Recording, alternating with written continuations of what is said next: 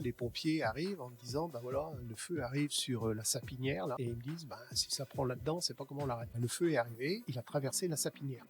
C'est écolo d'être chasseur. La dernière fois que j'ai pris mon permis, j'ai dû tirer une cartouche. Ce qu'ils n'ont pas compris, c'est que ça fait à peine plus de 500 ans qu'on a rattaché la France à la Bretagne, pas le contraire.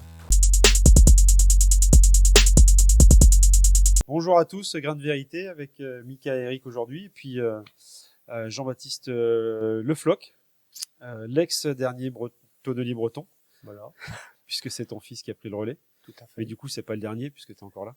Ben oui, puis j'ai bien l'intention de venir de temps en temps lui donner un petit coup de main. Ah, quand même, puisqu'il a besoin de toi. Juste passer voir si l'atelier a rangé, quoi. Ouais, c'est ça.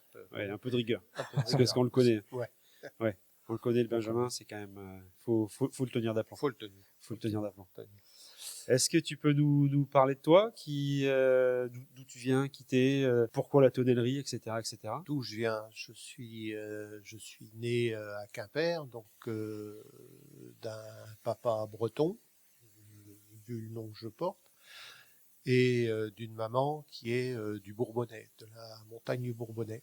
J'ai autant de plaisir à regarder la mer que d'aller voir les monts du Bourbonnais et puis même les monts du Mâconnais, puisque il y a de la famille qui est toujours là-bas. Mon parcours, il est un petit peu atypique parce que je perds mon papa à l'âge de 14 ans et je suis l'aîné d'une fratrie de 4.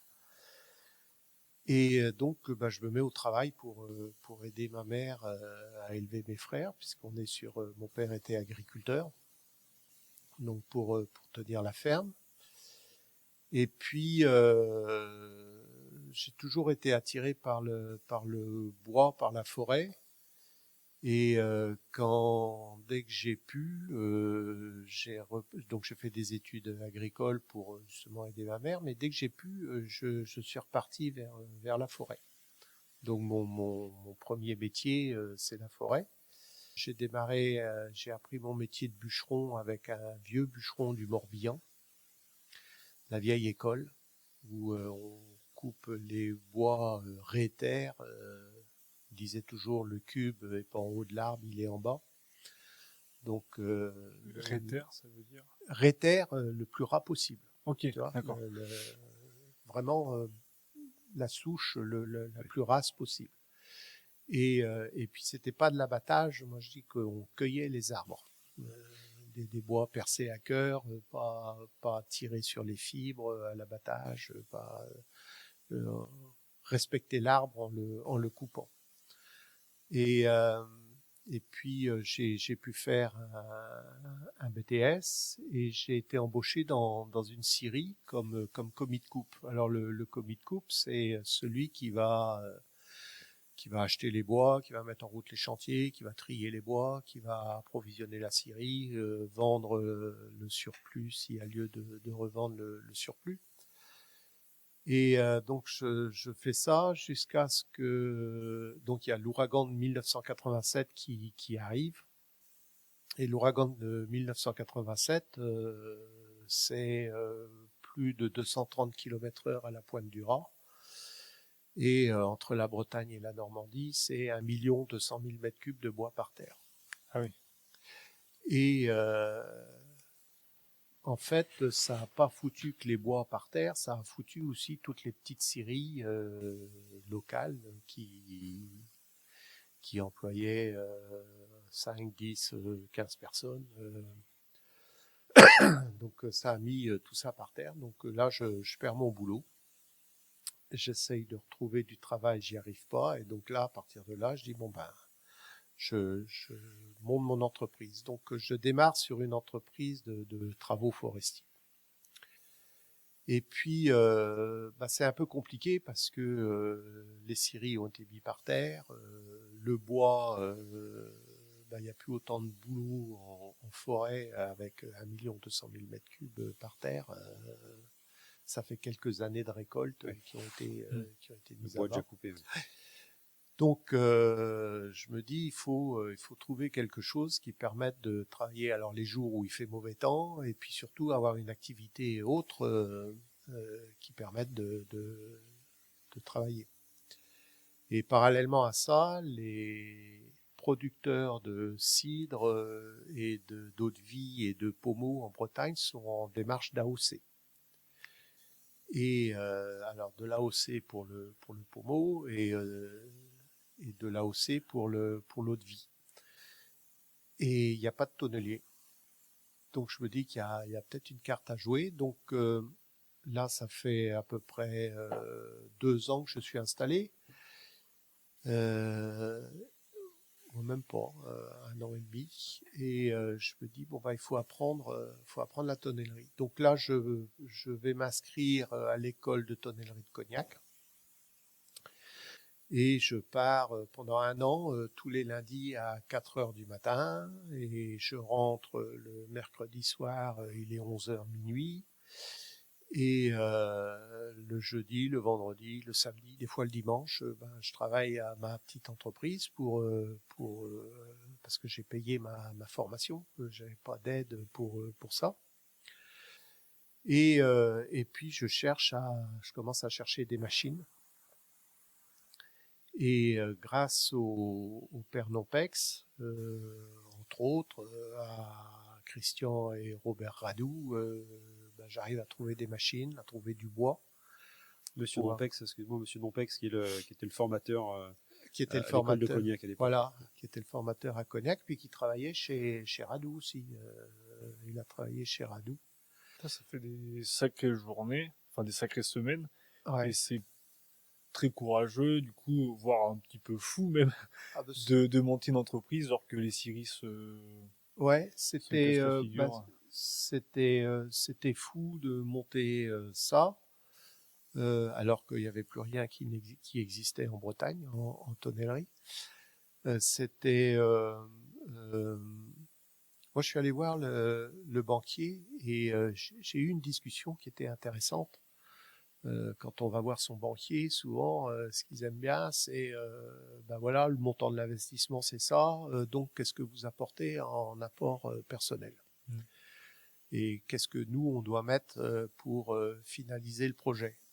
Et donc, là, je suis allé voir le banquier et il m'a dit, qu'est-ce que vous apportez financièrement? Je lui ai répondu, rien. Et il m'a regardé avec des yeux ronds et je lui ai dit, la seule chose que j'apporte, c'est mon savoir-faire. Et là, il m'a regardé et il m'a dit, mais en fait, on n'en tient jamais compte. Et ben aujourd'hui, on va en tenir compte. Et donc, ils ont financé l'achat des machines à 100%. Et moi, j'ai apporté mon savoir-faire. Donc, c'est quelque chose, moi, qui aujourd'hui, faut se battre là-dessus. Et c'est, à mon avis, quelque chose qui devrait être reconnu. L'expérience et le savoir-faire, l'acquis du savoir-faire. Et des jeunes qui veulent se lancer dans leur entreprise, si en plus, s'ils ont fait le tour, c'est quand même des jeunes qui sont solides dans leur métier et ça devrait être pris en compte par le banquier. Ça, c'est quelque chose, si j'avais à défendre un dossier d'un jeune devant un banquier, c'est quelque chose que je mettrais en avant. Ouais, ça me paraît pas déconnant. Ouais. C'est quelque chose qu'il faudrait arriver à faire reconnaître plus souvent. Donc la tonnellerie démarre avec les producteurs de pommeau, d'eau de vie. J'ai travaillé aussi pour quelques vignerons. Hein. J'ai travaillé alors dans le Mâconnais sur les vins de Pierre Clos. Là, j'avais livré des fûts, puis j'ai livré aussi des fûts sur le Madiran, sur les vignobles La Place, alors notamment des fûts en acacia pour les pacherinques. C'est quoi le pacherinque de Vic-Bilt. Donc dans les vignobles La Place, là j'étais content parce que face à des gros tonneliers, j'avais fini premier en dégustation à l'époque, donc j'étais content. Et puis j'ai livré aussi jusque dans les Pyrénées orientales, à 10 ans, sur des clairettes, sur des blancs. et des fûts acacia. Et j'en ai livré aussi sur les Charentes-Maritimes. Comment tu arrives à te faire connaître? Le bouche à oreille. Sur les Charentes-Maritimes, c'est Christian Radou qui avait qui a toujours, j'espère, un copain qui était vigneron. Il voulait essayer l'acacia, notamment sur les sauvignons. Christian Radou lui avait dit, moi je peux pas rentrer un fût ou deux fûts dans une production telle qu'on l'a aujourd'hui sur les grosses tonnelleries. Et donc il lui avait dit de m'appeler. Donc j'avais fabriqué un premier fût avec un premier type de chauffe pas trop marqué, quoi. Et là on avait récolté des saveurs de banane. C'est un peu prémonitoire quand même, hein, la saveur banane. Et ensuite on a poussé un peu plus les chauffes et c'était moi je trouve ça extraordinaire, ça sortait des odeurs de fruits exotiques.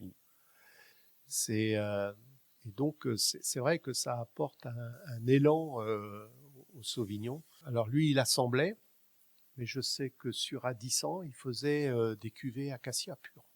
D'accord. Donc à mon avis ça devait quand même être assez marqué. Enfin on était sur de la 400 litres, donc un peu moins marqué quand même que la 220 litres, mais ça devait quand même pas mal marquer. Et puis j'étais en relation cognac, je me rappelle plus son nom, là il y avait un gars qui reprenait enfin qui travaillait dans une tonnellerie à Gaillac. Ah, tonnellerie du Sud-Ouest. Ouais. De Montgolfier. Ouais, avant. Avant lui, je sais pas alors. Montgolfier, il a voulu me racheter, enfin il voulait que je descende avec mes machines là-bas, que je travaille pour lui. Sauf qu'il mettait pas le prix. Donc, mais ça aurait pu se faire. À la limite, ça aurait pu se faire. Ouais. Mais c'était pas. C'est parce qu'il avait pas d'atelier ou c'est que... Si, mais il voulait augmenter les productions, quoi. Et donc, avant qu'ils reprennent ce truc-là, c'était la tonnerie du Sud-Ouest. Et donc, il y avait un commercial là qui s'appelait Roger Grangier. Et j'avais assez sympathisé là avec Roger. Puis j'étais descendu voir des machines avec Jacques Lompex. Là, il y avait des machines, je les avais pas achetées. Et donc Roger Grangier, j'ai fait des fûts pour lui. Enfin, il a vendu des fûts dès lors où c'était un peu particulier. Soit en contenant, soit de l'acacia, soit du chêne américain, ou des commandes un petit peu particulières, là, je lui faisais, quoi. Donc c'est comme ça que j'ai pu aller petit à petit, à droite, à gauche. À l'époque, comment tu faisais pour sourcer tes bois, de l'acacia ou du chêne Alors américain? l'acacia, c'était du plot qui venait de la scierie Pelletier-Bois en Mayenne. Et sur le chêne, c'était grâce à l'aide de Christian Radou j'arrivais à m'approvisionner grâce à lui, quoi, sur le chêne, quoi. Oui. Et puis petit à petit, un jour, il y a un technicien de l'ONF qui vient me voir en me disant est-ce que vous pensez qu'il y a du Mérin en Bretagne? Alors je lui dis oui, il y a du Mérin en Bretagne, puisque quand j'étais commis de coupe, j'en ai vendu. Alors c'est qu'il y en a. Il y en a peut-être pas beaucoup, mais il y en a. Et du coup, il me dit mais est-ce que on pourrait commencer à travailler pour sortir quelques mérins de nos forêts domaniales? J'ai dit pourquoi pas. Il me dit sauf que je suis obligé d'aller voir mes chefs à Rennes, puisque à cette époque-là, l'ONF n'avait pas le droit de faire de vente de bois façonné. Toutes les ventes qui avaient lieu à l'ONF, c'était des ventes à la criée, hein, aux enchères. Alors enchères dégressives, et puis après, ça a été en soumission, sous pli cacheté, quoi.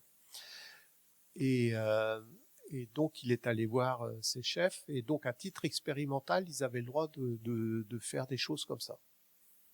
Donc j'ai commencé à acheter des chaînes sur pied, et je suis allé apprendre à fendre avec Romuald Gattard en Charente. De la tonnerie Gattard. Ouais, le frère de Fabrice. Et donc l'aventure des chênes bretons démarre comme ça. Il fallait trouver un client qui accepte d'essuyer les pots cassés quand même, parce que déjà une tonnellerie en Bretagne, quand ça a démarré, il y en a qui ont dû se dire il y a un sous-marin nucléaire qui s'est échoué quelque part et qui a été irradié. Maintenant, il veut s'attaquer à faire des fûts en chêne breton. Alors là, donc je suis allé voir à l'époque, c'était Gilles Lesourd qui pilotait la distillerie Varennième. Et j'y suis allé avec l'agent de l'ONF. Okay. On a débarqué tous les deux et on lui a expliqué ce qu'on voulait faire. Et on a fait une première récolte de quelques chênes sur la forêt de Pimpon-Brocéliande. Et la forêt de Pimpon, il n'y a pas toujours que des grands bois, parce que c'est une forêt quand même qui, à une époque, a été mise à genoux par les fameuses forges de Pimpon. Donc c'est une forêt qui est relativement jeune, mais on arrive à trouver quelques beaux chênes. Donc les premiers chênes sont sortis de là. Et puis on en a sorti de la forêt de Pont-Calec, la fameuse forêt du fameux marquis. Et on en a sorti aussi la forêt domaniale du Cranou, qui est une forêt qui se situe entre Quimper et Brest, dans le fond de la rade de Brest. Et on a fait nos premières douelles. Et un jour, j'ai eu un coup de fil du directeur régional de l'ONF à Rennes qui me dit « Je suis au courant de ce que vous faites, est-ce que je peux venir vous voir ?» Et j'ai dit « Oui, il n'y a pas de souci, venez me voir. » Donc il est venu un samedi et on a passé un bon moment ensemble, et je lui ai montré les douelles qu'on sortait avec les chênes, notamment de la forêt du Cranou. Et la forêt du Cranou, c'est une vieille forêt parce que les premiers PV de récolte remontent au XIe siècle.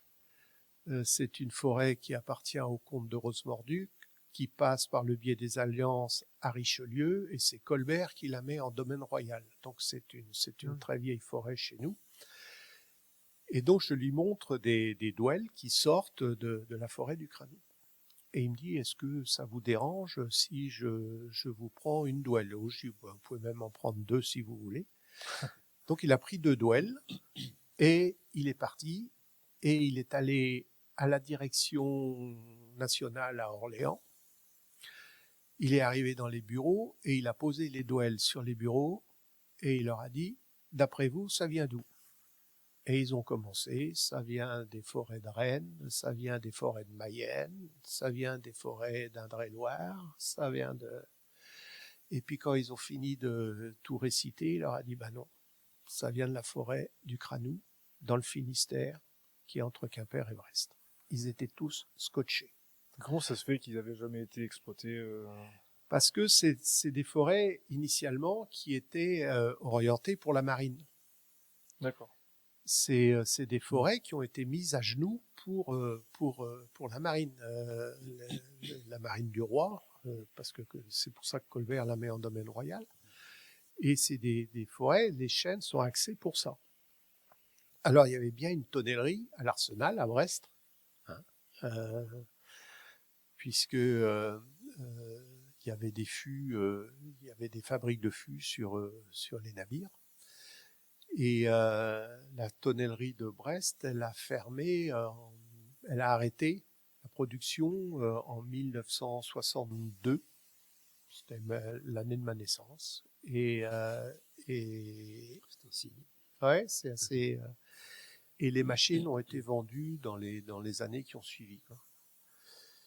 Et à tel point que le gars qui faisait des machines à bois, qui m'avait vendu la Dego, m'avait raconté que il était allé à cette vente là. Il était tout jeune, il démarrait dans le métier et il était allé à cette vente et il était passé à côté de la doleuse, mais il n'avait pas bien regardé. Il pensait que c'était une mini raboteuse. Et donc il a acheté la machine, mais il a été le seul à soumissionner. Donc on lui a attribué la machine et il me dit je suis parti en courant voir ce que j'avais acheté parce que et il a vu que les fers étaient pas plats et que c'était pas une raboteuse, quoi. Ouais. Et donc quand il a vu ma doleuse, c'est là où il m'a raconté l'histoire, quoi. Et c'est là où j'ai su donc après que les machines ont été vendues, les machines de tonnellerie de l'Arsenal de Brest ont été vendues. Donc les chênes bretons, la distillerie Waregem accepte d'essuyer les pots cassés, hein. Et les premiers résultats sont pas ceux qui sont pas à la hauteur des espérances, mais c'est pas catastrophique non plus. Et on choisit de partir. Là, on était plutôt sur la partie basse de la forêt et on choisit de partir sur la partie plus haute de la forêt, quoi. Et donc là, on a de bien meilleurs résultats, à tel point que la distillerie présente le concours européen des whiskies à Londres en 2012 et en 2013, et ils vont finir à chaque fois premiers avec les whiskies sortant des chênes bretons. Trop bien. Et comme on est dans un pays, dans un pays de légende, avec l'agent de l'ONF, hein, Marc Pasqualini, on choisit d'appeler ces barriques les barriques de légende, puisque chaque forêt a sa petite histoire. Donc à chaque fois qu'on tire des chênes de cette forêt, on peut y mettre la légende dessus. Donc les derniers, alors là c'est Benjamin qui les a pris avec la distillerie Waregem. Ils viennent de la forêt du Helgoat. Et la forêt du Helgoat, il y a les chaos, donc qui sont assez renommés, hein, ces gros rochers, quoi. Et on dit que c'est Gargantua qui est passé par là et qui avait un petit coup dans le nez, qui a foutu le bazar en sortant de là, quoi. Et donc, bien sûr, la légende est plus longue que ça, quoi. Mais c'est voilà, c'est rattaché cette histoire. Et je trouve que je dis à Benjamin, mais je sais, les fûts sortant de la domaniale du Helgoat, Gargantua, Pantagruel, c'est la bonne chair, c'est le bon vin, c'est la bonne table. Et c'est intéressant. Ouais, ça fait une belle histoire. Ce qui va fait un marquage particulier sur les fûts ou... Alors, je sais pas s'il le fera. Moi, je le faisais, hein. Je mettais haute futée de Bretagne et forêt de Pimpon, forêt du Cranou, forêt de Et du coup, aujourd'hui, c'est toi qui sors le bois pour ton fils au final aujourd'hui. Alors, je l'accompagne. En partie. Ouais. Vous allez chercher des bois sur pied encore Alors là, l'ONF nous permet alors soit d'avoir quelques bois sur pied, ou alors quand ils sortent des bois, ils nous appellent et puis on les regarde en bordure de route. Ouais. Là, sur ces parties-là, on arrive à s'approvisionner de façon, comment je dirais, un peu plus intimiste. Le fait d'avoir travaillé comme ça,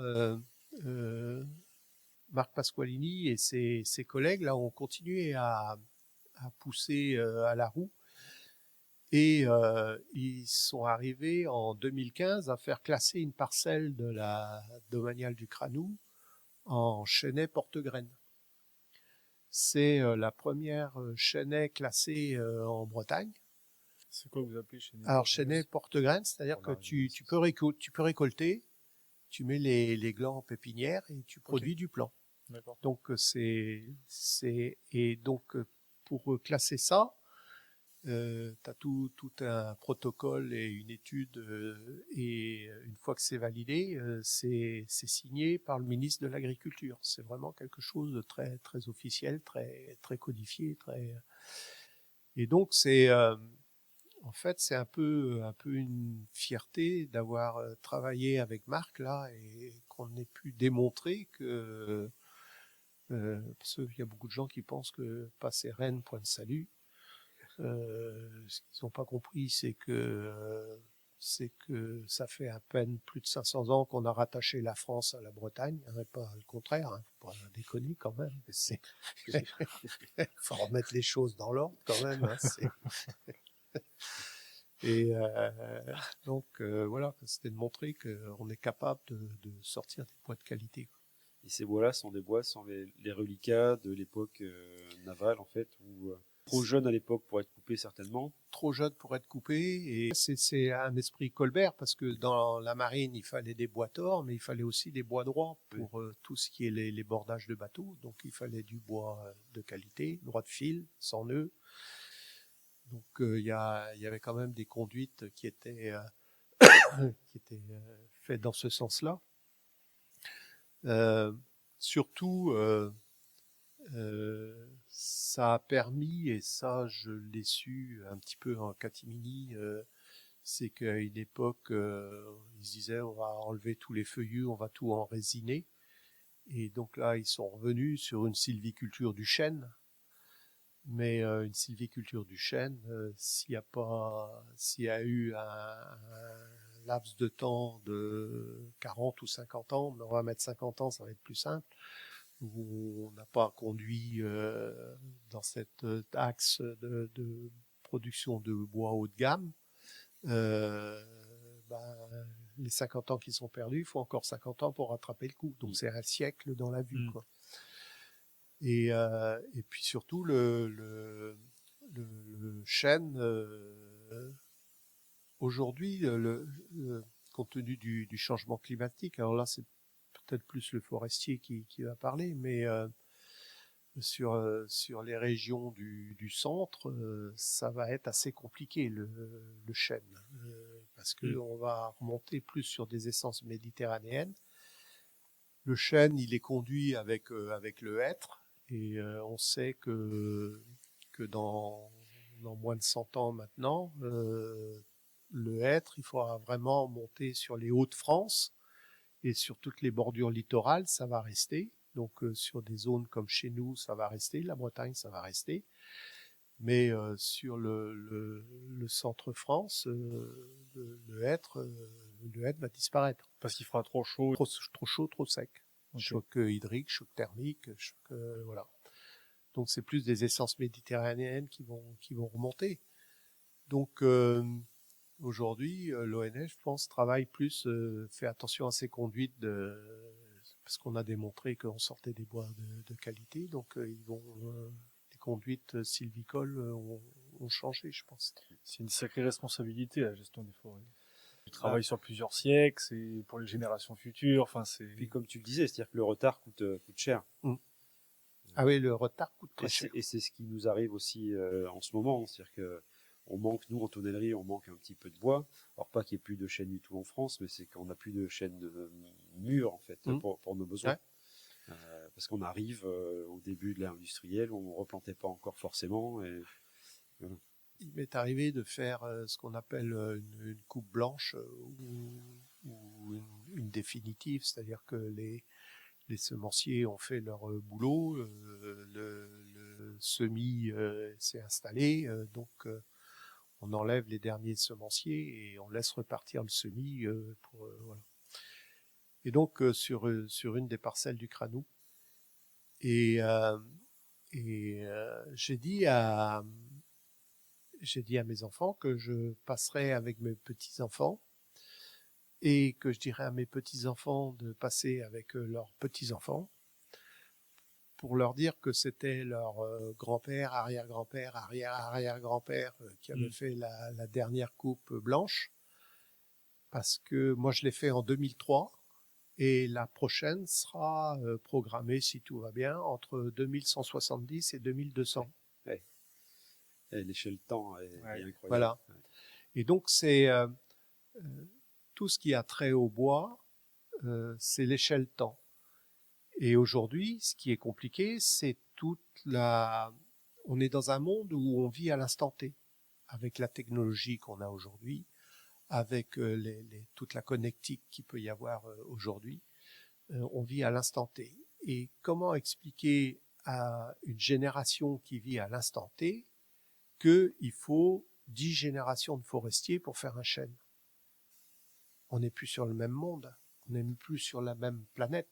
C'est Je sais pas si t'as vu, j'ai vu un reportage sur des plantations d'arbres en Bretagne qui prennent, alors je vais te dire une connerie, mais je crois que c'est 1 centimètre par jour ou un truc comme ça. ouais, le Polovnia. Ouais, c'est ça. Ouais. T'en penses quoi? Enfin, moi, ça me paraît absurde. Moi, à part les chaînes dans Astérix, le domaine des dieux, ou moi j'ai toujours appris que un arbre, alors il y a des gens, ils me disent, ouais, j'ai planté mon arbre et il pousse pas. Ben, c'est normal parce que là, il est en train de faire ses racines. Et quand il a fait ses racines, il va commencer à pousser. Je suis très dubitatif face à ces trucs miracles. D'abord, ce qui est annoncé, parce qu'on annonce des revenus pharaoniques en très peu de temps. En plus, ça doit pomper les sols. Ça va pomper les sols, j'allais y venir. Et puis surtout, sur le plan mécanique, je vois pas comment ça peut tenir. Quand je faisais mon BTS, à l'époque, le CTBA, Centre technique du bois et de l'ameublement, avait classé l'épicéa de Sitka soit en bois à palette, soit en tout ce qu'on voulait, mais proscrit à la construction. Okay. Aujourd'hui, on retrouve l'épicéa de Sitka dans la construction, mais alors sous certaines conditions d'accroissement et sous certaines conditions en augmentant les sections et sur de la petite charpente. Ben, je me dis, on a fait ça parce qu'on s'est retrouvé avec un volume de bois sur le marché et il y en avait trop pour faire des palettes, quoi. Donc on s'est dit, on va un peu arranger le coup pour essayer d'écouler la production. C'est pas ma façon de voir les choses sur le bois. Le bois, il faut lui laisser du temps au temps. Et il y a quelque chose qui est assez significatif, notamment c'est au niveau du Douglas. Aujourd'hui, les Douglas, on peut récolter des Douglas à 50 balais. On peut avoir des jolis bois, hein, suivant les sols qu'il y a eu, on peut avoir des très beaux bois. Sauf qu'on s'est aperçu que si on récoltait les Douglas avant 75 ans, on appauvrissait les sols et que la génération suivante allait avoir 1000 misères à sortir et à pousser. En les prenant trop tôt. Si on coupe le cycle. Si on coupe les bois, avant 75 ans, tes bois, ils sont gros, ils sont beaux, tu te dis, oh, ouais, hop, je vends. Sauf que le sol s'est appauvri et que la génération suivante va avoir 1000 misères à ressortir parce que le sol sera trop pauvre. Comment tu peux expliquer qu'en le laissant plus longtemps, ton sol parce qu'à un moment, l'arbre va plus pomper autant qu'il pompe, mais il va relarguer plus que ce qu'il va pomper. Okay. Ça s'inverse. Okay. Oui, parce que ce sont les jeunes arbres en fait qui produisent beaucoup d'oxygène et comme ils grandissent. Bah, c'est du captage. Ouais.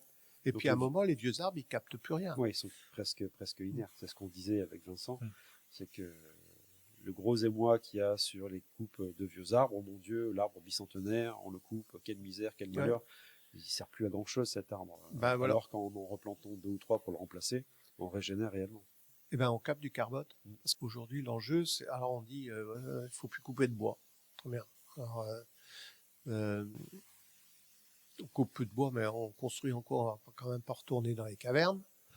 On n'est pas tous des artistes peintres, hein, donc on va pas retourner dans les cavernes pour faire de la peinture. À un moment, il va falloir trouver des solutions. Aujourd'hui, moi, ce que je dis, c'est que la vocation de la forêt, c'est de capter le carbone, de stocker le carbone. Le stockage du carbone, c'est très exactement ce qu'on vient de faire sur Notre-Dame avec la forêt qui a été remise en place. La charpente de Notre-Dame, celle qui a brûlé avant, elle a stocké du carbone pendant 1000 ans. Elle a brûlé, le carbone est ressorti, on l'a remplacé et là on a restocké du carbone. Donc tout ce que la forêt peut produire pour faire de l'éco-construction. Aujourd'hui, moi je parle d'éco-construction. Ça veut dire soit de la maison en ossature bois avec des murs en torchis. Chez les compagnons, là, c'est des amis maintenant. On a travaillé pas mal ensemble. Ils ont fait une maison dans les Monts d'Arrée en ossature bois et les murs ont été faits en paille et en torchis. Mais aujourd'hui, c'est une maison c'est la meilleure maison BBC qu'on puisse trouver, quoi. Les murs l'été, les murs avaient capté l'humidité de l'hiver, donc l'été, la maison est fraîche. Et l'été, fin de l'été, les murs ont séché, donc ils redémarrent l'hiver avec des murs secs. Ils ont un poêle à bois, ils chauffent. Il leur faut 6 terres de bois pour passer leur hiver en ayant une maison bien chauffée. Donc il y a une inertie qui se crée avec ce genre de choses. Donc moi j'y crois beaucoup. Seulement il faut laisser du temps au temps et laisser la forêt faire ce qu'elle a à faire. Maintenant sur Notre-Dame, je ne sais pas si vous vous rappelez, mais tout de suite après l'incendie, on a entendu des discours comme quoi la France n'était pas en capacité de fournir le bois pour refaire la forêt. Oui. Ou était en manque de savoir-faire aussi. Ou était en manque de savoir-faire aussi, oublier le métier, qu'on n'aurait pas assez de bois. Alors, je dis, mais on rêve. Oui. Non, mais c'est impressionnant. Et il y avait eu un article qui était paru dans Remiremont Info, fait par une école d'ingénieurs des Vosges, là-haut, je ne sais plus laquelle, où le directeur expliquait que le prélèvement de chêne, compte tenu du massif des chênaies françaises, allait représenter 0,003% du stock de chêne. Et puis surtout que le volume qui allait être nécessaire pour refaire la charpente de Notre-Dame, compte tenu de l'accroissement annuel de la forêt française, le stock de bois serait reconstitué en 2h30. Alors, je vous dis ça de mémoire, mais voilà quoi. C'était montrer un peu la dangerosité peut-être aussi qu'on a avec nos réseaux sociaux et cette déconnexion qu'il y a avec le monde de la forêt. Pour en revenir sur la tonnellerie, c'est vrai qu'il y a une grosse demande. Faire du mérin, c'est en partant d'une grume, c'est beaucoup de pertes. Mais si on arrive à conduire nos forêts et vraiment à être raisonnable dans nos prélèvements et dans nos gestions, mais ce qui est le cas, puisque il faut savoir qu'au niveau de la législation, il y a pour les forêts privées ce qu'on appelle le plan simple de gestion. Sur les forêts domaniales, ils appellent ça l'aménagement. On écrit ce qui va se passer dans la forêt pendant 20 ans. Okay. On se lève pas un matin en disant tiens, allez ça, par terre. Non, on sait qu'à telle année il y aura une éclaircie, telle année sur cette parcelle il y aura ça, telle autre année sur cette parcelle ça sera la coupe blanche. Voilà, quand c'est programmé, c'est écrit. Et tous les 20 ans, c'est remis à jour et c'est remis en place. C'est important ce que tu dis parce que on en discutait justement avec Vincent aussi. On disait qu'il manquait énormément d'éducation là-dessus, que les gens n'étaient pas au courant. Et que c'est vrai qu'il y a beaucoup de personnes qui trouvent ça aberrant qu'on coupe une forêt et qui comprennent pas en fait. Pour eux, c'est contre nature. Et du coup, c'est assez intéressant, ouais, ton retour. Oui, parce que donc c'est écrit. Mais ce qu'il faut, on va revenir sur l'échelle temps. Aujourd'hui, ce qui est décrié, c'est les coupes rases. Euh, les coupes rases, on a planté du Douglas, du Sitka, enfin voilà, quoi. On a fait des plantations qu'aujourd'hui on assimile un peu à des champs de maïs, hein, voilà quoi. Faut se dire que c'est pensé dans les années 1950, 1960, dans ces années-là, après la Seconde Guerre mondiale, et où on se dit, ben, on va rationaliser, on va optimiser, pour booster la filière bois. Et il y a quelques temps de ça, il y avait une plantation qui a été faite pour une compensation carbone. Et il y a un journaliste parisien qui vient et on lui dit, bah, il y a un entrepreneur de travaux forestiers qui est là. Alors tout de suite, la première chose, qu'est-ce que vous pensez des coupes à blanc et des coupes rases? J'ai dit, mais vous me posez pas la bonne question. La bonne question, c'est est-ce qu'il faut repartir sur le même schéma? Et si oui, ben, je vais vous dire que je suis pas spécialement pour ce schéma. Ou deux, qu'est-ce qu'on fait compte tenu du changement climatique, parce que le changement climatique, ça impacte la forêt sur des chocs hydriques, thermiques, et sur des attaques d'insectes ou de champignons. Donc, il me dit, ben alors, la question c'est ça. Donc, est-ce qu'on repart sur ce modèle, ou alors sur un modèle où on fait du mélange, feuillus, résineux, et puis même dans les résineux, plusieurs variétés de résineux. Ça, c'est la première chose. La deuxième chose, est-ce qu'on fait de la conduite en régulier? Donc la conduite en régulier, c'est au bout de 15 ans, première éclaircie, au bout de 25 ans, deuxième éclaircie, au bout de 35 ans, troisième éclaircie. Voilà, c'est tac, tac, très cartésien, on ouvre des cloisonnements, un rang sur 4, un rang sur 5, c'est très cartésien. Ou alors, on laisse plusieurs strates de hauteur. Plusieurs âges, en fait. On démarre du jeune plant à l'arbre mature. Et quand l'arbre est mature, ben on l'enlève pour que les autres continuent à pousser. Donc ça veut dire que on prélève à l'hectare moins de bois. Donc ça fait des revenus moindres, mais on va y revenir plus souvent. Et voilà. Et donc le sol est toujours couvert. Il y a plus de voilà. Pas d'érosion. Voilà. Il y a de la biodiversité, voilà. Sauf que on commence à avoir des incendies de forêt assez sérieux. Et le dernier gros incendie qu'on a eu chez nous, j'étais sur le front du feu. Et à un moment, les pompiers arrivent en me disant, ben voilà, le feu arrive sur la sapinière, là. Donc c'était une sapinière qui était mature. Tous les travaux sylvicoles avaient été faits, les élagages avaient été faits, voilà, et donc des beaux sapins. Et ils me disent, ben si ça prend là-dedans, c'est pas comment on l'arrête. Et le feu est arrivé. Et en fait, ce qui s'est passé, il a traversé la sapinière. Il n'y a pas un sapin qui a brûlé. Pourquoi? Parce que, en fait, comme toutes les bois avaient été élagués, comme il n'y avait pas différentes strates de hauteur dans la sapinière, il n'y avait pas de combustible. Le feu, en fait, il a traversé, il a pris les vieilles aiguilles, et puis c'est tout. Les quelques branches sèches qui restaient. Il a traversé, puis il est reparti, il est arrivé sur une zone où il y avait de la végétation basse, des machins, et là, il a repris de plus belle. Parce qu'il y avait du combustible. Alors, c'est très compliqué.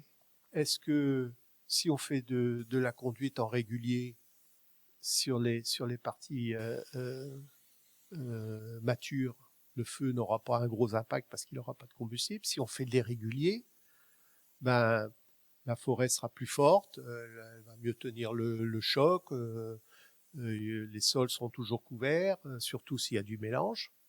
Mais s'il y a le feu, il y aura du combustible. Et puis les incendies, c'est de plus en plus. Hein. Voilà. Oui, Donc- mais ça va aussi avec l'assèchement des sols. Ouais. Voilà. Donc Et- c'est ce qu'on disait tout à l'heure. Je prends cette décision aujourd'hui. Dans 50 ans, il y a quelqu'un qui va dire qui c'est le con qui a fait ça. Et faut rattraper le coup. Et on va remettre 50 ans pour rattraper le coup. Et le mélange d'espèces. Alors le mélange d'espèces, oui. Parce C'est que sur le gros incendie qu'il y a eu à Arcachon, là, il y a quelques années, qui était une forêt de résineux. Hein. Ouais, les landes, C'est les ça. pins. Pour pour replanter, il parlait justement, une des solutions abordées, c'était peut-être de faire un mélange d'espèces qui soit déjà un peu plus pratique, parce que c'est une forêt qui est gérée de façon un peu particulière, et puis qui pourrait aussi aider à gérer l'incendie un petit peu plus facilement. Ouais. Dès lors où il y a du feuillu, déjà le feuillu est moins sujet au feu que le résineux, parce que le résineux avec la résine, tout va bien, quoi. C'est une fois que ça a bien pris, voilà, c'est voilà. Et puis là, ce sont des forêts qui n'étaient pas nettoyées en plus. C'est des forêts Ouais. qui n'étaient pas entretenues. Et... Bah ouais, parce que c'est la combustion, C'est la ça. végétation basse, c'est le problème. Donc en fait c'est ça, quoi. C'est quelle réflexion et quelle réflexion on va avoir. Ici chez nous, on sait qu'on va être sujet au vent, donc il va falloir peut-être travailler avec des essences. Je pense notamment au cryptomère du Japon. Je pense voilà avec des accompagnés comme Cryptomeria ça. japonica, Ouais. comme nos amis tonneliers japonais. Ouais. Et donc travailler avec le cryptomère parce que ça tient au typhon, ça Et ces c'est machins-là. un cèdre, non? Le cryptomère. Ouais, c'est la famille des Cyprès. ouais, Des cyprès. peut-être. C'est un cyprès, ouais. Ouais. Un cyprès. C'est des très beaux bois. On Ouais. en a, hein, ils en ont mis dans l'arboretum de la domaniale du Cranou, là. Et on a eu l'année dernière la tempête Ciaran. Ils n'ont pas bougé d'une virgule. Ouais. C'est impressionnant. Hein. Là, on se rend compte que la forêt, c'est quand même réfléchi, c'est quand même pensé et anticipé sur plusieurs Ouais. années. Ouais. Ces derniers temps, je trouve qu'il y a vachement de communication sur un arbre coupé, un arbre planté. Est-ce que ça a toujours été fait, qu'aujourd'hui c'est mis en avant pour la question un peu écologiste et tout ça, ou est-ce que c'est nouveau? Ça a toujours été mis en avant, mais aujourd'hui, la surface forestière française n'a fait que s'accroître. Contrairement à ce qu'on pourrait penser, la surface forestière française est plus importante aujourd'hui que ce qu'il y a 50 ans. Donc elle gagne du terrain. Le problème de communication sur la forêt, c'est que les forestiers, je sais pas si vous avez fait attention, hein, mais quand on rentre dans une forêt, on a l'impression de passer une porte. À chaque fois, tu es sur la route, tu roules tranquille, on t'annonce que tu arrives dans une forêt, pouf, tu passes une porte. Puis tu es dans la forêt. Tu vas, tu la traverses, pouf, tu sors. Hop, tu vois les champs, tu vois les machins. C'est comme s'il y avait une porte. Et les forestiers, ils sont dans leur bois, quoi. C'est pas des gens qui vont beaucoup communiquer. C'est pas des gens qui vont voilà. Et puis ils font leur boulot. Ce que je disais tout à l'heure, par moment, faut avoir une certaine abstraction. Tu fais un travail aujourd'hui, tu verras jamais le bout de ton travail. Ouais, ça, je trouve ça impressionnant. Tu verras pas le bout de ton travail. Et puis c'est lent, c'est-à-dire que c'est un travail, Voilà. c'est un travail pénible. Ouais, mais au-delà de ça, et l'aboutissement, il sera vu dans très très longtemps. Ouais. Alors que là, tu es dans l'atelier, tu prends tes douelles, tu prends ton mérin, tu commences à travailler tes douelles, tu vas faire ta barrique, tu vas la voir, ta barrique, et puis même tu vas goûter ce qu'il y aura dedans. Mais celui qui a fait le chêne avec lequel tu as fait ta barrique, lui, il l'a fait, le premier qui s'est lancé là-dedans, qui a dit, ça c'est un bois, on va le mettre en bois de réserve, hein, en bois d'avenir. Lui, il y a déjà belle lurette qu'il est 6 pieds sous terre, quoi. Lui, il a pas vu l'aboutissement. Est-ce qu'on goûterait pas l'aboutissement? Tout à fait. Donc c'est le vin de Vincent Rouet, avec qui on a fait un podcast récemment. C'est le patron de la tonnellerie Mercuré. Je sais pas si tu D'accord. connais. Oui. Si. Tonnellerie Mercuré, donc c'est Tarteret, hein, que tu dois connaître. Super.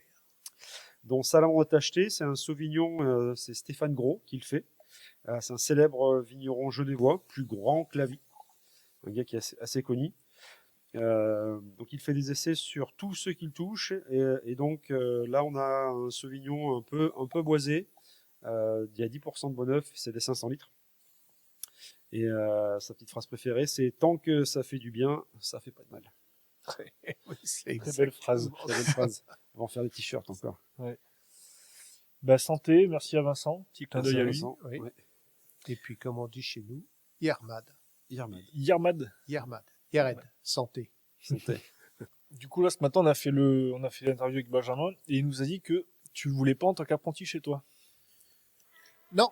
Ah, bah, Ah, c'est la il va y chasse. avoir Le lièvre. Pourtant, j'avais mis... Ouais, C'est quoi? C'est le lièvre passe la rivière? Ouais, Vincent, je te rappelle. Ça, c'est drôle. Ouais, je suis un sonneur de trompe. Ah ouais. Euh, Tu fais partie d'une troupe? je fais partie d'un groupe. Un groupe ou une troupe? Un groupe. Tu chasses? Non. Oui, groupe, je chasse. Enfin, je suis un chasseur écolo, moi. Ah. Cette année, j'ai pas pris mon permis parce que j'ai des problèmes d'épaule. La dernière fois que j'ai pris mon permis, j'ai dû tirer une cartouche dans la nuit. En fait, quand je prends mon permis, le gibier rigole. Mais aujourd'hui, C'est écolo d'être chasseur. Hein. oui, complètement. Ouais. Et puis aujourd'hui, j'ai beaucoup plus de plaisir à prendre un bâton et à aller suivre les chiens. On voit beaucoup plus de choses rigolotes. Je peux vous raconter une anecdote. Bien sûr, oui, grand plaisir. Ben là, c'était pas à la chasse, c'était sur un chantier de bois, et parce que je fais du débardage par câble aérien. Ok. Et donc on était sur une pente dans la forêt domaniale du Helgoat.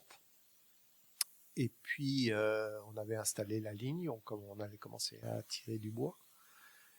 Et je dis à un de mes salariés, on a des casques radio, je lui dis, bah, écoute, on vient d'avoir un client qui est arrivé sur la coupe. Et il se retourne, il dit, comment ça? Et j'ai dit, bah, tu le vois pas? Et c'était un magnifique brocard. Et on entendait les chiens au loin qui suivaient, quoi. Et donc le brocard n'était pas spécialement énervé, hein. Il est passé sous la ligne de câble, il a fait 100, 150 mètres, il s'est arrêté, il écoutait les chiens, et puis il est revenu sur ses pas, il s'est mis sous la ligne de câble, il a écouté les chiens, et puis il a fait un grand saut, et puis il a descendu. Et puis en bas de la parcelle, il y avait une route forestière, ensuite il y avait une petite partie encore boisée, une rivière, et puis il est reparti sur le versant en face. Et puis là, on a vu les chiens qui arrivaient, à fond les gamelles. Perdu. Et puis, bah ouais, à un moment, ça s'est arrêté, quoi. Ils comprenaient pas. Et puis là, il y a un vieux chien, chien de tête, hein, qui reprend la voie à l'envers en faisant des zigzags comme ça. Il relève le défaut, il ramène toute la meute, il remet toute la meute sur la voie. Ça repart, mais en attendant, le chevreuil, il a encore pris 5 bonnes minutes d'avance, quoi. Et puis là, pendant 1h15, 1h30, on entend la menée, donc ils sont passés sur le versant en face, et on entend la menée qui fait tout un grand tour, et au bout d'1h15, 1h30, on revoit notre chevreuil qui arrive En sifflant. par la gauche. Allez. Il était arrivé la première fois par la droite, il revient par la gauche. Exactement là où il était passé. Hop, il a repris là comme ça. Et là, j'ai dit, bah, c'est bon, les gars, celui-là, vous l'aurez pas. Les chiens vont être perdus. Les chiens vont tourner en rond. Et lui, il va marquer un défaut, il va se barrer, il va se planquer. Et les chiens vont rester tournés en rond. C'est bien fait. Ouais, c'est bien fait. Ouais. C'est bien fait. C'était une belle bête. Oui, c'était une belle bête, ouais. Un vieux machin. Là, qui, Ouais. voilà. Vous en avez des gros cerfs ici? Oui, Ouais. ça arrive. Difficile Ça à voir, arrive. je suppose. Tu les entends Ouais. au mois de septembre. Au brame. Ouais. Pendant le Voilà. brame. Et puis, tout à l'heure, on parlait des gens qui s'offusquent qu'on coupe un arbre, qu'on tue un cerf, sauf que s'il n'y a pas de régulation, à un moment, les promenades en forêt vont devenir compliquées. Il faudra que les gens améliorent nettement leur score à la course à pied. C'est un cerf, c'est pas lui qui dégage, c'est toi. Ouais, pour le sanglier. Et puis surtout les cerfs, c'est une catastrophe écologique pour la forêt. Par rapport Ils vont tout foutre en l'air, tout ce qui est ils mangent semi-naturel, tout. tout ce qui est jusqu'à 2,50 m de haut. Ils Oui. vont te bouffer les écorces, ils vont te... Ah oui. Ah ouais, c'est une catastrophe Les écologique. écorces aussi. Ah oui, tout. Avec les bois, Ah là, oui, ils se frottent. l'hiver, quand il n'y a que de la neige, ils Ouais, vont ils aller... mangent tout. Ouais. Des vraies tout. chèvres. Ouais. Des vraies chèvres. Ouais. Mettre une forêt sous cloche, il y a plus rien qui va se passer. Il va y avoir de la consanguinité parmi les cervidés. Les semenciers vont faire leur boulot, mais comme ils sont pas enlevés au moment, il y aura trop d'ombre, tous les jeunes arbres dessous vont crever. Et puis ils sont vieux. Oui. C'est-à-dire que l'arbre Donc, va va rien capter et il va empêcher les autres de pousser. Donc voilà, à un moment, ça va être Non, c'est une vraie notion, la régénérescence des forêts, c'est un vrai travail la important. régénération. Ouais. Moi, je dis qu'il faut que la régénération de la forêt te permette une forêt qui est correctement gérée, c'est une forêt qui est dynamique, qui a de la faune, qui a de la flore, qui a, ça bouge quoi, ça bouge. Et c'est vers ça qu'il faut aller quoi. C'est l'aider la forêt, c'est pas la mettre sous cloche parce que si on la met sous cloche, alors là, Oui, il faut l'entretenir. Ouais. L'entretenir. Et quand donc toi, tu as toujours été dans la forêt, même quand tu étais tonnelier. Ah oui, T'étais toujours en forêt. Tu faisais tes coupes, du coup, tu allais chercher tes bois. j'allais chercher mes bois, je triais mes bois. Ça amusait Marc Pasqualini parce que on rentrait dans la parcelle et puis je lui disais celui-là. Il rigolait, il me disait Marc, tu me demandes de venir chercher du mérin, Ouais. je te montre un bois mérin. Ça doit être particulier quand même d'être avec un client devant un fût en train de goûter ce qui en sort et de te souvenir, ben oui, il y a 4-5 ans, ce bois-là, j'ai été le chercher. T'es à tel endroit. Ouais. De ça pouvoir ancre, ça ancre, ça enracine. boire déjà un verre autour d'une barrique, je dis c'est comme si on était en train de cueillir un fruit dans un arbre. C'est à peu près pareil que si on allait ramasser les cerises dans le cerisier ou les pommes dans le pommier. Et puis de voir ce que chaque barrique a sa personnalité parce que c'est pareil, on est dans une société où on veut tout mettre en case. C'est vrai.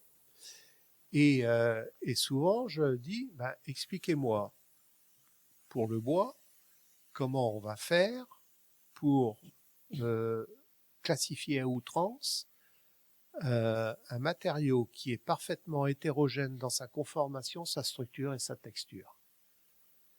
Parce que si vous y arrivez, on a un peu de souci à se faire pour nous.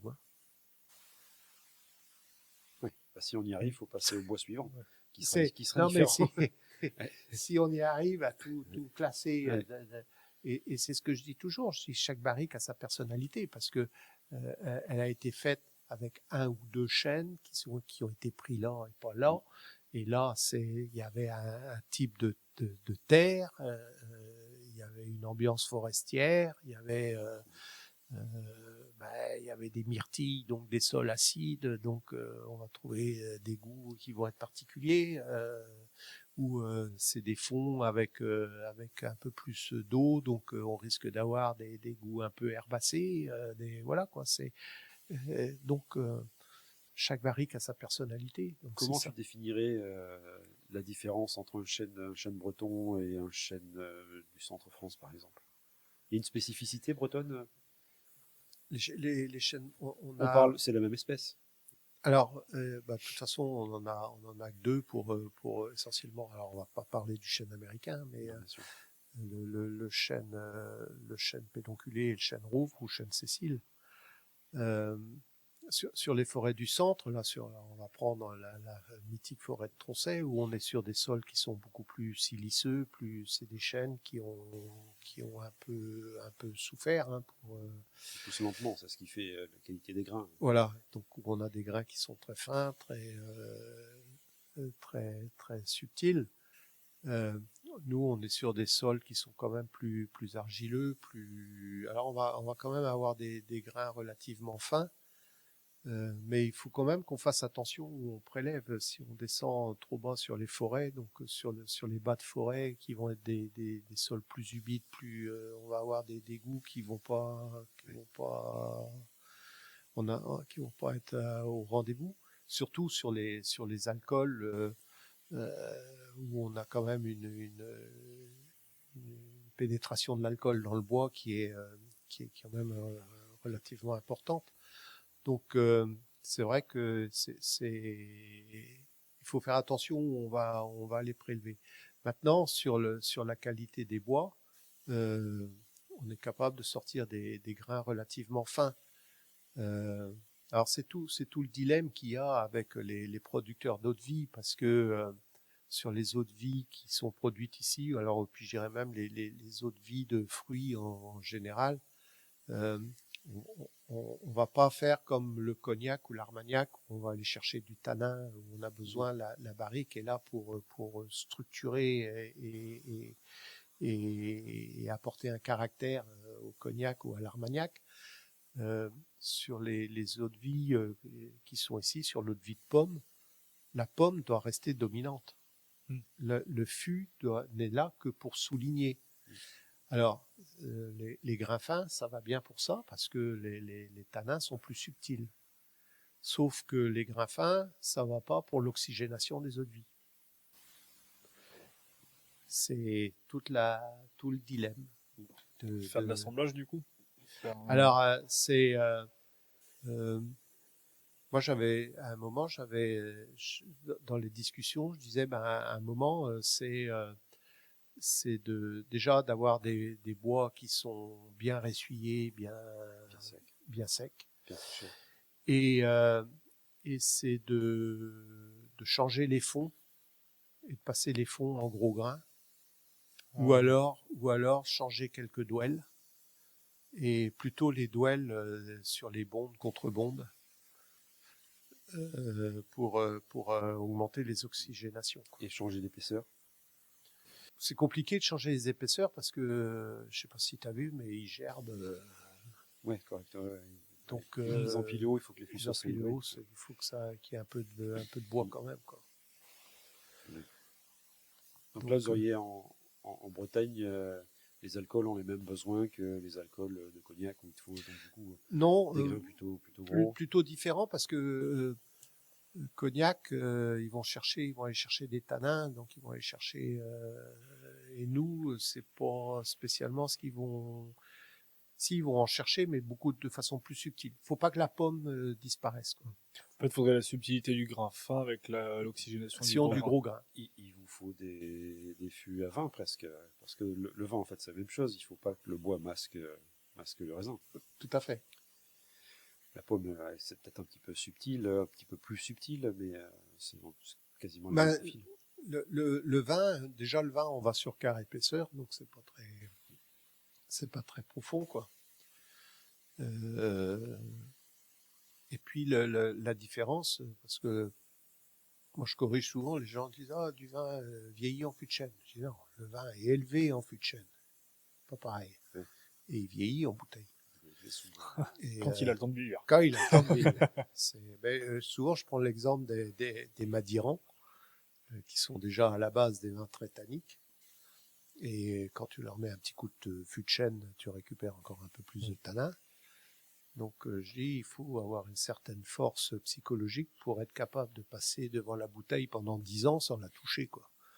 Pour les grands Madirans. Il faut en avoir assez. Voilà. Il faut en avoir assez. Il faut avoir une bonne rotation de stock. C'est la gestion de stock, on en revient. Voilà. On en revient. Donc, d'où l'intérêt de former nos jeunes à ce genre de choses pour qu'ils démarrent assez vite le stock et qu'ils mettent en place la rotation. Parce que c'est pas arrivé à 50 ans qu'ils vont se dire merde. Ouais, tu vois, t'as mal éduqué ton jeune, on n'avait pas de vin à table midi. Ah non, mais ça, c'est Ah, pas... on a eu du blanc, ça va, c'est un blanc alsacien par contre, à croire qu'il n'y a Ouais. pas de blanc dans la région. Ouais. D'ailleurs, la Bretagne plante des vignes, Oui. il y a des vignes en Bretagne. Ouais, Benjamin a livré des vignerons dans le Morbihan. Il y a quelques années, il y a donc des gens qui ont planté de la vigne,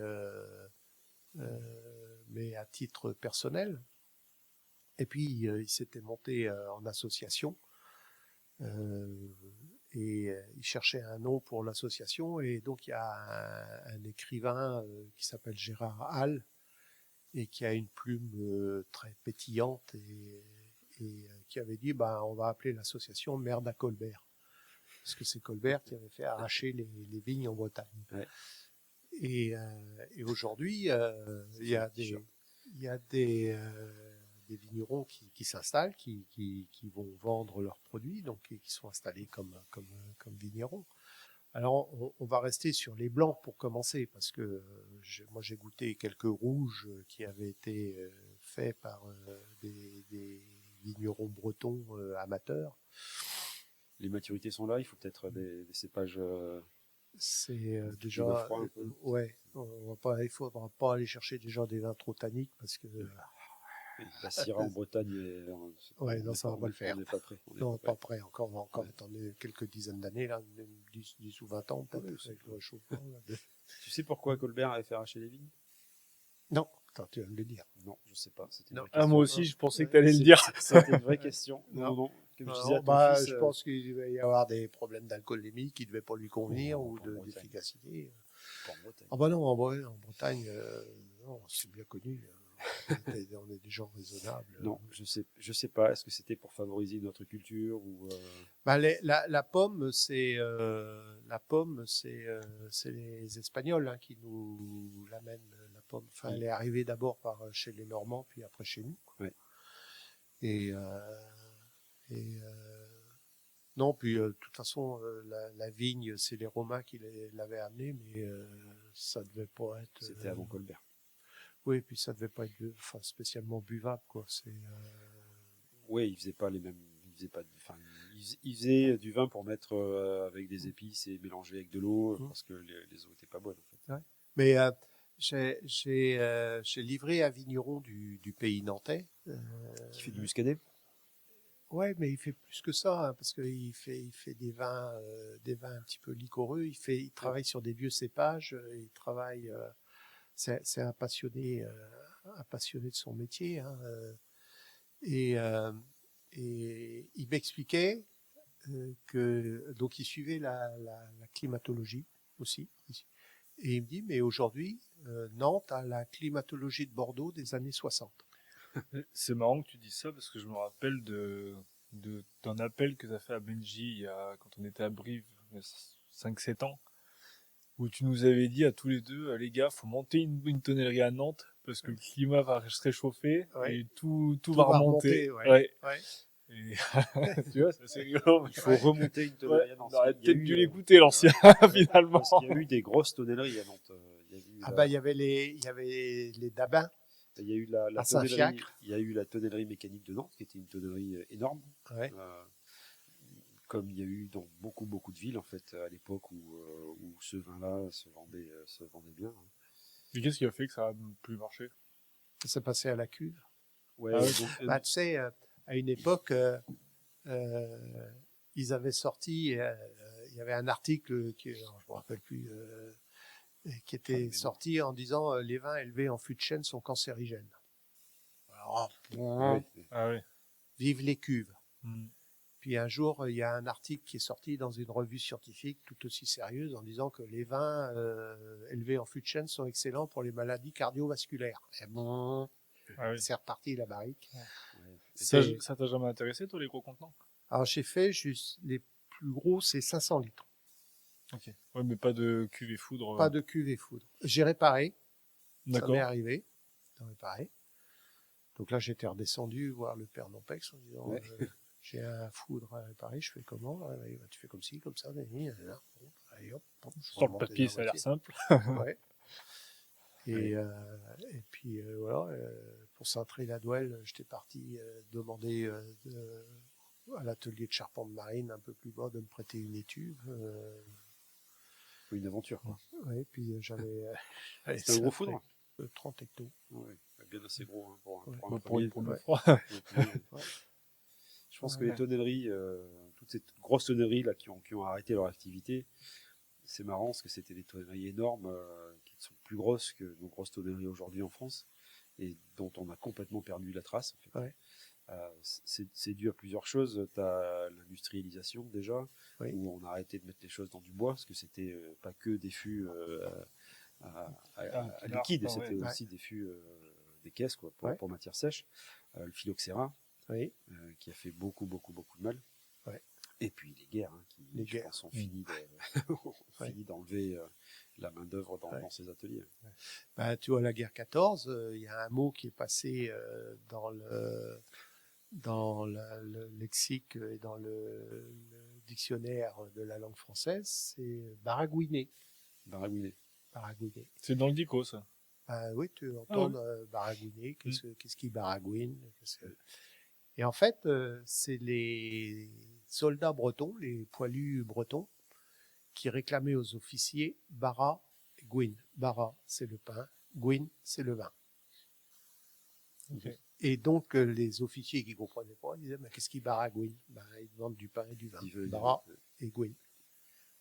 Autre anecdote sur la Grande Guerre, il y avait des affiches qui disaient on peut remplacer les hommes, pas les barriques. Parce qu'il y avait des régiments de tonneliers. Le transport en fût était très très important. Il y avait des régiments militaires de tonneliers qui étaient là pour réparer les fûts parce que c'était primordial. Transporter la poudre, transporter tout ce que tu veux. Remplacer les hommes et pas les barriques. C'est drôle. Du coup, je vais réitérer ma question. Oui. Pourquoi pas Benjamin en apprentissage, du coup? Je l'ai pas eu en apprentissage, mais il est venu travailler quand même avec moi. Nous, il nous a dit, il a refusé de le prendre en apprentissage. J'ai refusé de le prendre en apprentissage parce que je voulais qu'il aille voir ailleurs. Très bien. Ça, c'est une première chose. Je connaissais mon fils et je connais mon caractère. Et je voulais surtout pas qu'il y ait d'affrontement et je voulais le laisser faire son chemin. Et quand il est venu travailler avec moi, c'est là où je me suis aperçu que c'était comme ça qu'il fallait faire parce que je disais, écoute, il vaudrait mieux faire comme ça. Non, je fais comme ça. Et au bout d'un moment, tout compte fait, on va faire comme tu as dit. C'est marrant parce que nous, non, mais mon père m'a dit qu'il fallait faire comme ça. Et donc, je me suis dit, bon, non, il faut l'accompagner. Je suis très fier qu'il ait choisi ce métier, ça c'est clair. Hein, c'est une très grande fierté pour moi. Mais pas lui imposer des choses comme pas qu'il y ait de confrontation de génération entre générations, tu vois. Mais on a travaillé ensemble, tu vois. Tout à l'heure, quand on mangeait, il commence à parler de la presse. Moi, il y a 10 ans, j'ai dit, ce serait bien que tu penses à une presse. Il m'a répondu, pourquoi faire? Oui, il était jeune. Voilà. Et c'est toute la... C'est le philosophe Pascal, il disait que l'expérience est une lanterne qui n'éclaire que le chemin passé. Et souvent, quand j'ai des jeunes en apprentissage, je leur demande comment vous interprétez ça. Je leur pose 2 questions. Je leur pose celle-là et je leur dis, mais chez les compagnons, on dit qu'un métier, ça se vole. Le savoir-faire, ça se vole. Ouais. Comment tu interprètes ça? Alors là, c'est la panique à mort. Et sur la première phrase, hein, que l'expérience est une lanterne qui n'éclaire que le chemin passé, je lui dis, mais c'est ma lanterne qui éclaire ton chemin. C'est comme ça que tu dois comprendre la chose. Maintenant, il faut accepter de recevoir la lumière de cette lanterne. Et il faut pas l'imposer. J'avais peur, si tu veux, à un moment, d'être trop à imposer des choses à Benjamin. C'est beau d'avoir ce recul parce que c'est pas Ouais. le cas de tout le monde. Hein. Ouais. Oui, Voilà. mais c'est primordial en plus. Enfin, on a tous, nous, des connaissances qui ont pris des postes parce que ça leur revenait de droit, parce que famille fait que, et ça fait pas forcément des gens très compétents. Ça arrive, hein, mais en général, il faut quand même avoir de l'expérience. Il faut partir un peu, et c'est là où mettre son fils dehors avec le coup de pied dans les fesses en disant bah écoute, tu vas te donner, vas-y, mais ailleurs, Ouais. c'est bien. Ouais, c'est beau. Parce que ça, tu l'as souvent dans les domaines viticoles.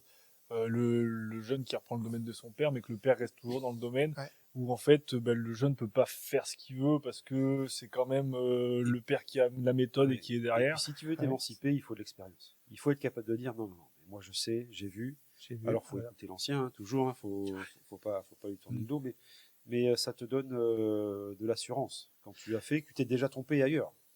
C'est sur le coup, des fois j'en ai eu je dois le reconnaître, des fois j'en ai eu un peu regret. D'ailleurs, merde, je crois quand même, c'est des moments que j'aurais passé avec mon fils. Aujourd'hui, ce que je constate, c'est que la relation que j'ai avec Benjamin sur la tonnellerie, c'est que il sait plus de choses que moi. Et j'ai pas peur de le dire. Il sait plus de choses que moi.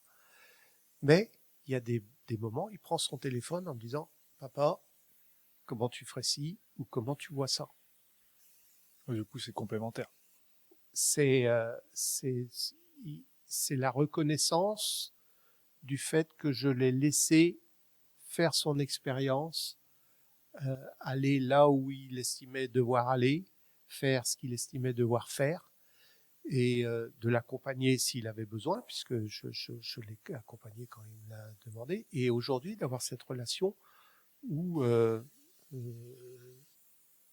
j'ai quand même, de temps en temps, j'ai besoin de ton avis.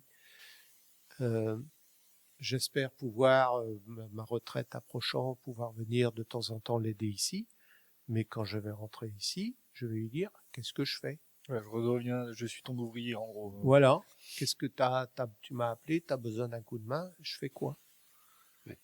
C'est bien. Enfin, Voilà. Franchement, je trouve ça chouette. Et puis c'est bien pour tout le monde, c'est bien pour lui, c'est bien pour toi certainement aussi, parce que dans votre Oui. relation, Ah ben moi, j'ai plus le grandit. stress. J'aurais pas Oui. le stress de ci ou de ça. Je viendrai là comme Dudule de base. Et Le c'est, manard, le c'est, patron, de toute façon, il est là que il pour est nous là. exploiter. Si vous voulez l'engueuler, il est là-bas. Il a une grosse voiture. Il est C'est encore parce qu'il me parti. paye pas. Il est encore parti à la chasse. Ah, après, ça doit Voilà. être, ça doit être vraiment sympa d'avoir la même passion avec son fils parce que, enfin, toi comme lui, vous parlez du métier, c'est Ouais. passionnel. Ça Mais je agace trouve- beaucoup ma belle-fille. Oui. Quand t'as les repas de famille. Ah ouais, ben oui, Ouais, bah oui. je nous vois nous déjà à Tonnelier, quand on se retrouve, on parle que barrique, on parle que atelier, alors j'imagine quand on père et fils. Bah, Mais en plus, il est bon, Benjamin. Ouais.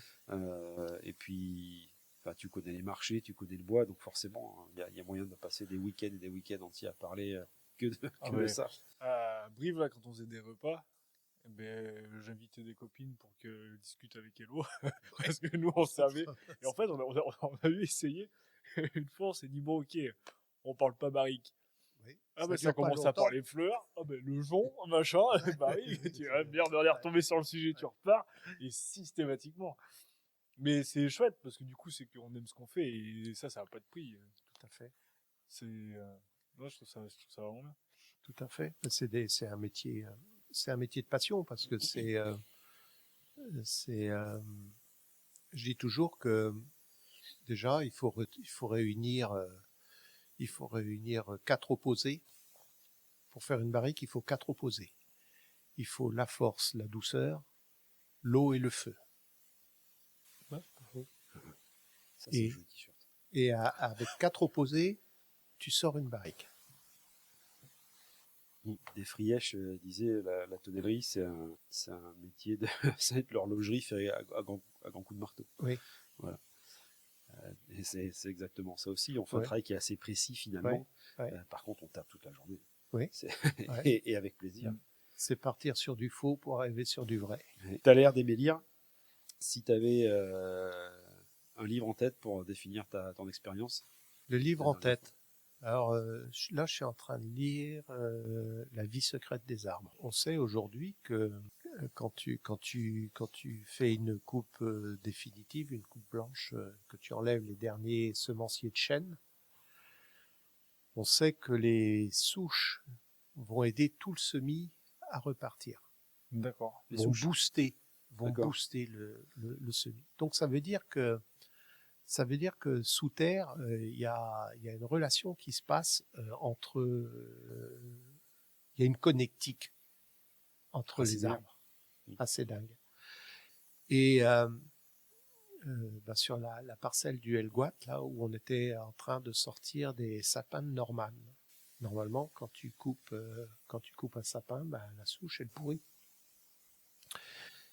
Et puis là, j'ai des BTS en gestion forestière, donc on était à la 3e éclaircie.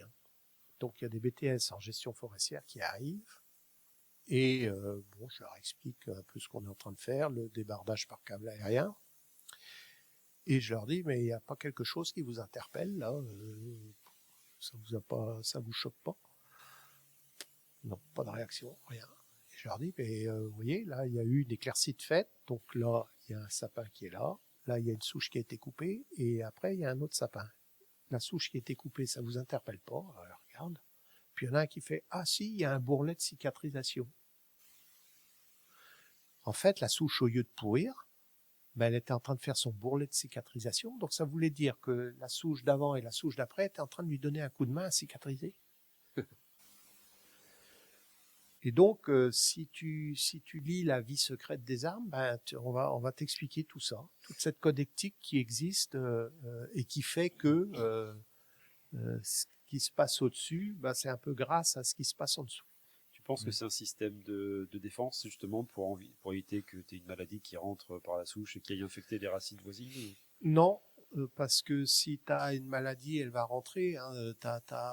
Aujourd'hui, tu as des essences comme le châtaignier, qui est attaqué par l'encre, et l'encre se passe par les racines. Donc non, mais je te file un coup de main. D'accord, c'est une vraie symbiose. Oui, je te file un coup de main. Donc ça veut dire que les arbres communiquent entre eux, quoi. Ouais. Alors tu sais que les véganes, non mais c'est un débat, c'est un vrai débat aujourd'hui. En Afrique, ils ont montré la girafe qui aime manger l'acacia.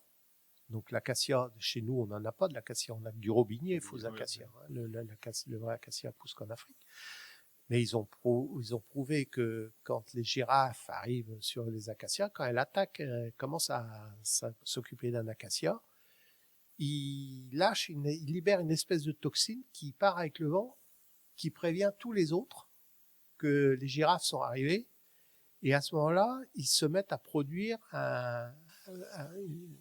c'est l'huile sur les feuilles.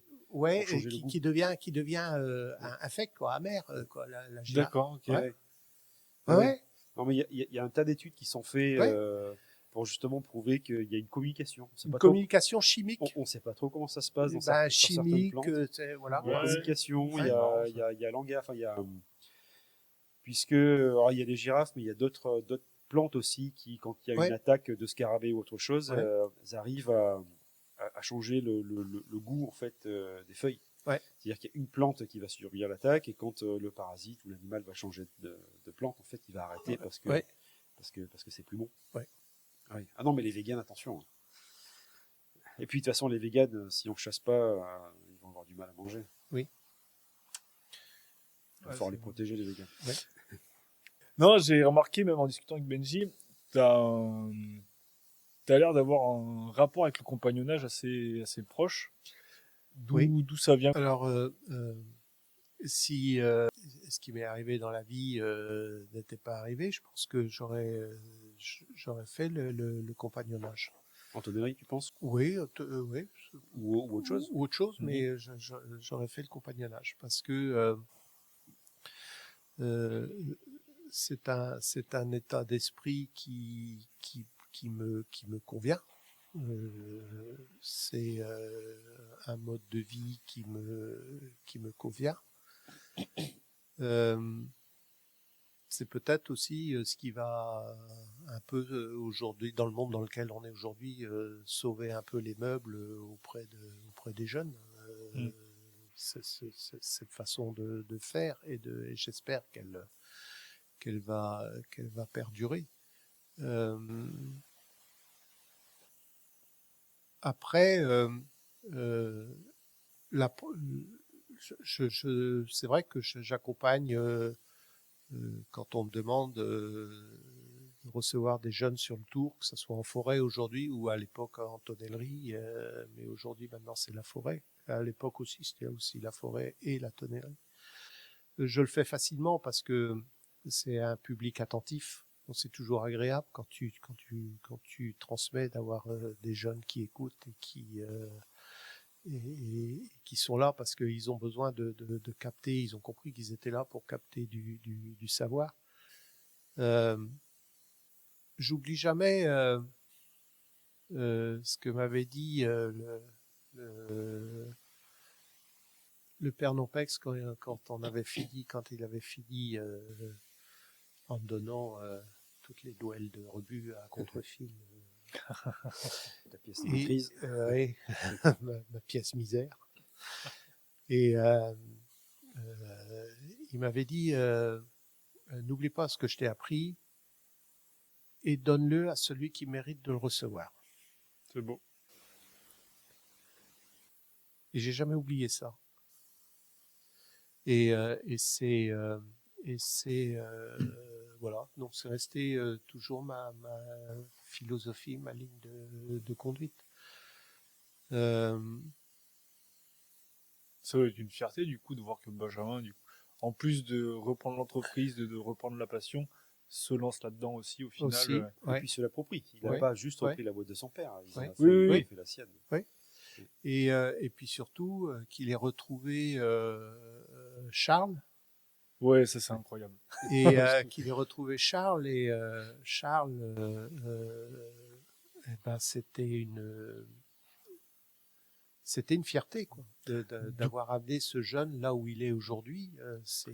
Donc Charles-Antoine, c'est Ouais. un jeune que tu as formé toi, Que j'ai formé moi. qui est parti en tonnerie, qui a travaillé notamment qui a travaillé chez moi, Ouais, et qui revient maintenant à la distillerie, qui est distillateur, qui est et donc distillateur. il travaille avec ton fils. Du coup. Voilà. Comme quoi c'était tout prématuré, t'as formé les ouvriers Ouais. de ton fils, c'est pas mal ça. Voilà. Et puis aujourd'hui, sur les choix des bois, je transmets à Benjamin tout ce que j'ai en savoir sur la forêt et le choix des bois. Ça va de comment regarder un arbre, comment lire un arbre, et puis des fois j'ai dit mais attends, on va prendre la tronçonneuse, on va sortir des copeaux, puis on va sentir les copeaux. J'ai dit ce que tu vas sentir là, tu vas le retrouver dans ta barrique, hein, t'inquiète pas. Ça, donc c'est tout. C'est je trouvais que le métier de tonnelier, c'est au-delà de fabriquer, de faire une barrique, de donner une forme, d'avoir ce côté magique là, de ce que je disais tout à l'heure, de réunir les quatre opposés. C'était aussi après d'avoir le plaisir du nez, le plaisir des yeux, le plaisir de la bouche. Mm. C'est ça, c'est après, c'est la cerise sur le gâteau, quoi. C'est t'as fait ta barrique, t'as mis tout ton cœur à la faire. Mais l'aboutissement, c'est quand tu goûtes ce qu'il y a eu dedans, quoi. Ou quand ton client te dit, ben, on va faire le tour, on va goûter, on va regarder, on va comparer, qu'est-ce que t'en penses, voilà, quoi. Ça, c'est la cerise sur le gâteau, moi, je trouve, Ouais. pour le tonnelier. Ouais. De voir la barrique sortir, bon, ben, allez, salut. Bah, surtout quand tu as été chercher les bois toi-même. Voilà. C'est-à-dire que Ok, c'est pas juste une palette que tu as reçue et Ouais. puis Ouais. tu avais de l'argent, donc tu l'as laissé Ouais. sécher pendant 2 ans. Ouais. C'est que là, tu as été chercher, toi, le pied. De la forêt au chai. Tu l'as choisi et tu l'accompagnes Ouais. jusqu'à la distillerie ou jusqu'au chai. Ça, même pour le client, je pense que c'est une importance. Bah, Ouais. tu parles à quelqu'un qui a été choisir l'arbre. Ouais. Tu peux pas, quand on parle de circuit court, Mm. tu peux pas être plus court. Hein. Bah ouais. Et en plus, c'est chaîne locale. Et... Tu vois, toi, l'avenir de la tonnerie de Benjamin, du coup, tu la vois partir plutôt sur les spiritueux ou espèce d'hybride vin spiritueux. Moi, alors, il fera comme il voudra, mais sûr. je pense que le vin et spiritueux offre une palette extraordinaire. D'abord en technicité, parce que c'est pas tout à fait la même chose de travailler sur des fûts à eau de vie ou sur des fûts à vin. Et puis surtout, en termes de richesse humaine, en termes de un distillateur, c'est pas un vigneron, c'est pas donc le vigneron, c'est le terroir, c'est à partir du terroir, c'est le savoir-faire, c'est voilà, un distillateur, il va récupérer un produit fini qui va transformer en alcool. C'est une autre approche en termes de richesse d'esprit, richesse humaine. S'il peut faire les deux, ça sera ça, c'est la première chose. La deuxième chose, moi, ce que je lui dis, c'est la proximité. Euh, moi, il m'est arrivé d'avoir des clients qui arrivaient en disant je voudrais acheter une petite barrique, et puis je vais aller vendanger chez un vigneron, puis je vais faire mon vin. Et j'ai toujours refusé de lui vendre une barrique. J'ai dit non, je vous vendrai pas de barrique, je vous en ferai pas une. Il me dit pourquoi? Je dis parce que vous êtes ni tonnelier ni vigneron. Donc vous savez pas comment marcher une barrique et vous savez pas faire du vin. Et vous allez mettre les deux ensemble, vous allez dire soit le tonnelier m'a fait une mauvaise barrique, soit le vigneron m'a fait du mauvais vin. Ou vous direz les deux m'ont fait un mauvais produit. Et là, en plus, c'est toi qui étais chercher du bois. Oui. Et tu mets pas que ce soit un bois qui sera gâché, mais c'est un fût que tu aurais pu mettre ailleurs, Voilà. qui serait peut-être utilisé de façon un petit peu plus adéquate. Optimal. Et le temps passé pour faire ce fût, et puis la matière, ce bois qui a été coupé, qui a été choisi. Et donc en fait, c'est, je pense que moi je lui dis, écoute, il y a pas de gros clients, il y a pas de petits clients, il y a des clients déjà d'une part. T'as un gars qui arrive, s'il te demande 50 barriques, je serais très content pour toi. Mais si t'as un petit vigneron qui arrive en disant, bah, moi j'ai besoin de une ou deux barriques, fais-lui ces 2 barriques. Et puis je pense qu'il s'éclate à faire ça. De ce que la discussion qu'on a eue, il s'éclate avec les petits vignerons, justement, qui osent. Fais-lui ça. Oui, et puis écoute bien, et puis tu lui demandes, qu'est-ce que vous voulez faire? Et puis tu lui dis, ben voilà, on peut faire une chauffe comme ci, comme ça, on peut prendre ça comme grain, on peut prendre ça, voilà, vous voulez me faire des blancs, est-ce que vous avez essayé l'acacia? Non, vous pouvez essayer l'acacia. Voilà quoi, c'est discute avec lui. Ouais, la relation. Ouais. Bien sûr. Alors, puis t'es le dernier, t'es le seul tonnelier à plusieurs centaines de kilomètres, ou milliers peut-être, centaines. Si t'as pas un peu de proximité à discuter avec tes clients, c'est quand même dommage. Non, mais puis Benjamin adore ça. Ouais. Oui, carrément. Je dis là, à Benjamin, tu es là pour faire du sur-mesure à ton client. Si c'est faire de la barrique pour faire de la barrique, c'est pas ça l'intérêt. L'intérêt, c'est que tu fais du sur-mesure. Ta barrique est là pour souligner un produit, mettre en valeur un produit, pour amener ce produit vers l'excellence. Donc, discute avec ton client, mais sois proche de ça. Aujourd'hui, c'est la façon pour des petites tonnelleries, la façon de se démarquer, c'est ça, à mon avis. Bien sûr. C'est d'avoir la proximité. La proximité du client, la complicité avec son client. Et faire ce que les groupes ne peuvent plus ne faire. Peuvent plus faire. Ne peuvent plus faire. Pour clôturer, là, si tu avais une anecdote pour truc un peu croustillant. Ouais, un tu peu vois. croustillant qui pourrait lancer des jeunes dans ce métier ou je sais pas même ou peut-être sur le voyage, lancer des jeunes à voyager. Euh, sur la tonnellerie, un jour, j'ai un coup de fil d'un gars qui m'appelle en me disant est-ce que vous réparez les barriques? Donc j'ai dit oui, je répare les barriques. Il me dit voilà, parce que j'ai eu un petit problème et il faudrait réparer les fonds. Je dis oui, et c'est quoi votre problème? Il me dit ben j'ai acheté dans une coopérative des barriques qui avaient eu du vin. Et il y a un ancien qui m'avait dit pour nettoyer les barriques, faut brûler l'intérieur. J'ai dit oui, enfin il n'y a pas que ça. Ça nettoie pour le coup. Il n'y a pas que ça. Et mais ça se faisait autrefois là, parce qu'ils récupéraient les fûts qui transportaient l'huile d'olive et ils enlevaient les deux fonds et puis ils mettaient de la paille puis ils laissaient brûler pour que finir de faire couler l'huile pour parce que faire du cidre à l'huile d'olive, Ouais. Voilà. je te laisse imaginer le résultat. Et donc, il me dit, j'ai brûlé ma barrique. En fait, j'ai mis de l'alcool à brûler dans la barrique et j'ai craqué une allumette et la barrique a explosé. Donc les fonds sont partis à 20 mètres de la barrique. Et je lui ai dit, eh ben, écoutez, non, là, c'est une tonnellerie, c'est pas la cour des miracles. Hein. Donc, prochaine fois. Ça doit faire bizarre. Oui, ça a dû faire drôle. Ça a dû faire du bruit. Ouais. Donc voilà. Bien. Sur ce, Parfait. Merci à vous. Merci Le vin à est toi. excellent. merci à toi. Merci pour ton temps. Merci pour ce plaisir. partage. Avec plaisir. Ouais, ça fait plaisir d'avoir quelqu'un hors tonnerie, qui parle de la forêt. Vers tonnellerie, non. Non, mais je veux dire qu'on a quand même beaucoup parlé de la forêt. C'est vrai qu'on n'a qu'il y a un jamais pied- eu personne encore qui a parlé forêt-bois. Un Ouais. pied dans chaque. Merci beaucoup. De rien. Au revoir tout le monde.